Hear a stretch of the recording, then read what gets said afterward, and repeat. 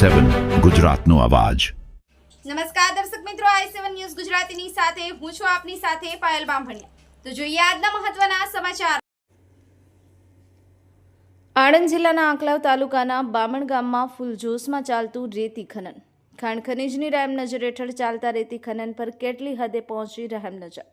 જ્યારે હાલમાં જ બોરસદના દાઉલ ગામમાં એક ડમ્પર ચાલકે સાયકલ સવારને અડફેટે લઈ મોતને ઘાટ ઉતાર્યો, ત્યારે આવી હજી કોઈનું મોત નીપજે તેવી ઘટનાની રાહ જોવાઈ રહી છે કે શું? અને આવી ઘટનાઓ બને તો તેનો જવાબદાર કોણ? ખાણ ખનીજ વિભાગ કે પછી ડમ્પર ચાલકો કે પછી સ્થાનિક ગામના પોળા નાગરિકો?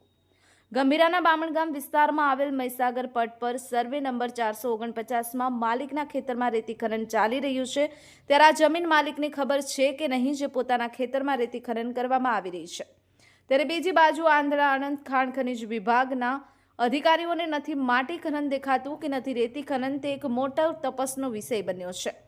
અને અગત્યની વાત તો એ છે કે ખાણ ખનીજના અધિકારી પરાગ અને સંકેત નામના અધિકારીઓ દ્વારા રેતી ખનન અને માટી ખનન કરતા ભૂમાફિયાઓને એડવાન્સમાં જાણ કરી દેવામાં આવે છે। સત્ય કેમ લાગી રહ્યું છે કે કોઈ જાતના ડમ્પર પકડતા નથી અને કોઈ કાર્યવાહી કરવામાં આવતી નથી, તે પણ એક ઉચ્ચ અધિકારીઓ દ્વારા આનો તપાસ કરવાનો વિષય બન્યો છે।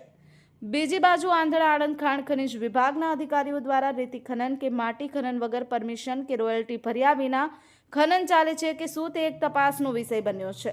આ ભૂમાફિયાઓ દ્વારા ચાલતા ગેરકાયદેસર ખનન ઓવરલોડમાં હોય કે પછી ઊંડા 10 થી 20 ફૂટ ખાડાની પરમિશન આપવામાં આવે છે કે શું?